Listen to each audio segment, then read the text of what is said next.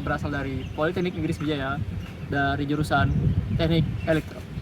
Sini saya akan menjelaskan apa itu AED, Automated External Defibrillator. AED itu adalah sebuah alat medis yang dapat menganalisis irama jantung secara otomatis dan memberikan kejutan listrik untuk mengembalikan irama jantung jika dibutuhkan. Alat ini berfungsi untuk menolong orang yang mengalami henti jantung. Keuntungan penggunaan AED yaitu mudah digunakan, aman, dan tingkat kesuksesnya itu tinggi.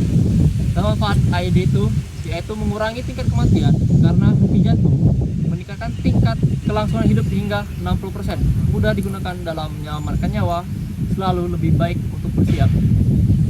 Pada dasarnya, cara kerja AED itu adalah memberikan stimulasi energi listrik dalam satuan joule yang dihasilkan dari mesin defibrillator yang dilengkapi dengan baterai.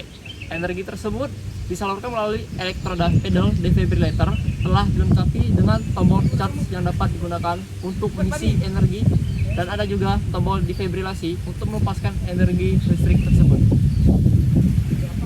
Oh ya teman-teman, AED itu ada dibagi dua jenis berdasarkan gelombangnya. Yang pertama yaitu AED monophasic.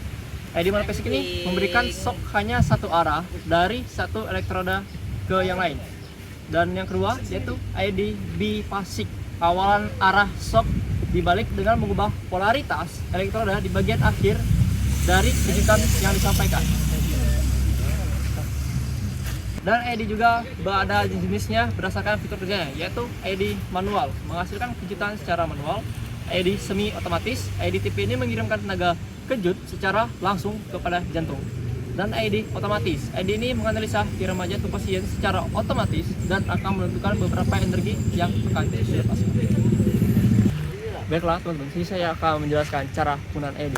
Yang pertama yaitu periksa respons korban dengan cara menepuk bahunya dan periksa nadinya. Jika tidak sadarkan diri, hubungi tenaga medis dan gunakan AED yang tersedia di sekitar.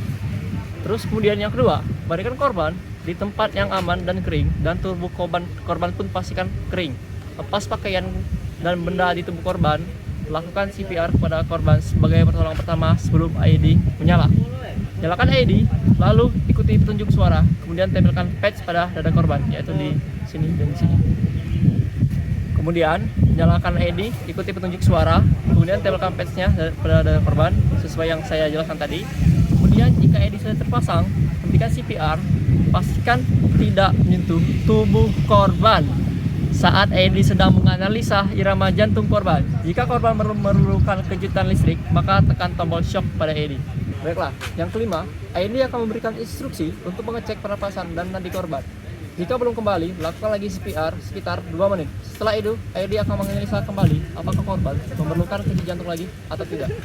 Yang keenam, lakukanlah tindakan tadi sesuai dengan arahan AED hingga bantuan medis datang dan hingga pernapasan dan nadi si korban kembali normal.